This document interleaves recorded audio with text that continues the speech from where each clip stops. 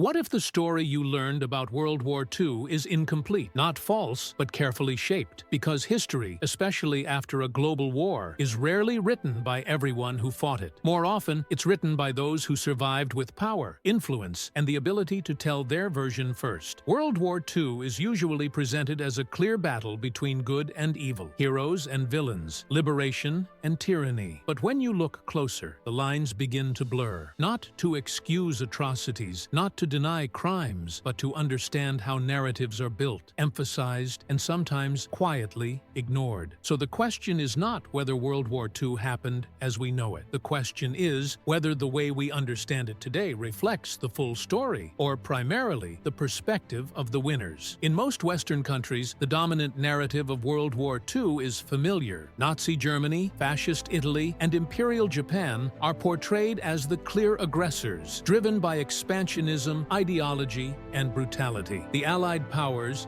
especially the United States, the United Kingdom, and later the Soviet Union, are framed as reluctant heroes who stepped in to stop an existential threat. This narrative emphasizes liberation, moral clarity, and the ultimate triumph of democracy over totalitarianism. And to be clear, this version is grounded in very real facts. The Holocaust, aggressive invasions, war crimes, and genocide were undeniable realities. But history is not only about what is included, it is also about what is emphasized, minimized, or contextualized differently, depending on who is telling the story. After the war ended in 1945, the world faced a unique situation. The Axis powers were militarily defeated, politically dismantled, and occupied. The Allies controlled not only territory, but also institutions, courts, and media. The Nuremberg trials, for example, played a crucial role in documenting Nazi crimes and establishing international law. Yet these trials were conducted exclusively by the victors. Crimes committed by the defeated were prosecuted, while actions taken by the Allies were largely excluded from the same moral and legal scrutiny. Strategic bombings of civilian cities like Dresden, Tokyo, Hiroshima, and Nagasaki were framed as necessary wartime actions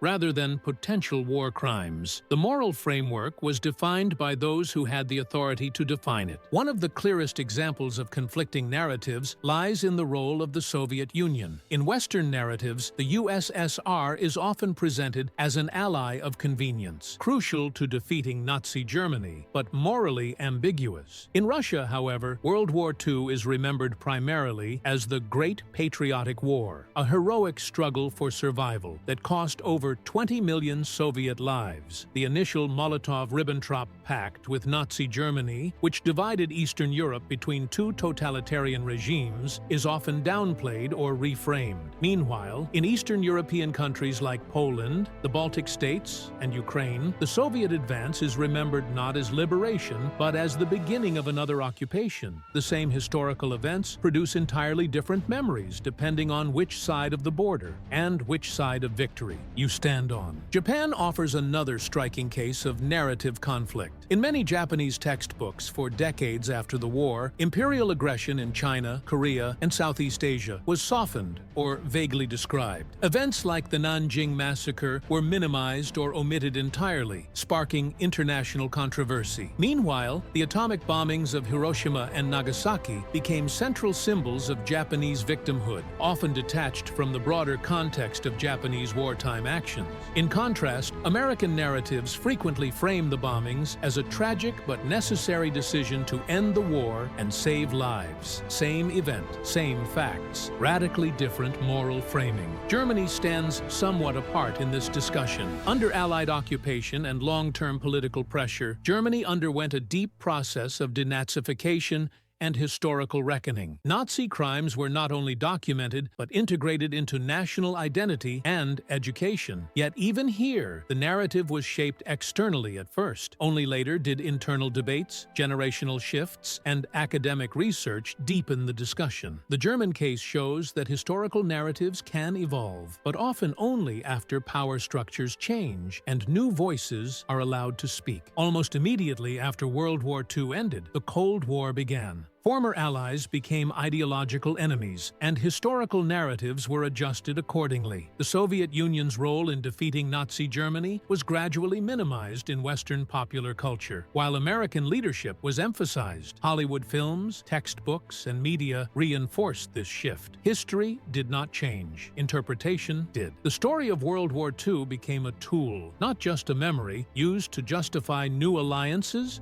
military spending, and ideological divisions. This is where the discussion becomes more nuanced. Saying that history is written by the winners does not mean it is entirely fabricated. It means that winners have disproportionate influence over which facts become central, which voices are amplified, and which moral frameworks dominate. World War II atrocities committed by the Axis were real, documented, and catastrophic. But so were civilian deaths caused by Allied bombings, forced population transfers, and political repression after the war. These aspects are often treated as footnotes rather than central chapters. Over time, historians, archives, and declassified documents have complicated the simplified narratives. Scholars from different countries now challenge older interpretations, not to relativize crimes, but to understand causality, responsibility, and consequence more honestly. History, in this sense, is not fixed. It is constantly renegotiated as new evidence emerges and as societies become willing to confront uncomfortable truths. So, was World War II written by the winners? In many ways, yes. Not because the core facts are false, but because the framing, emphasis,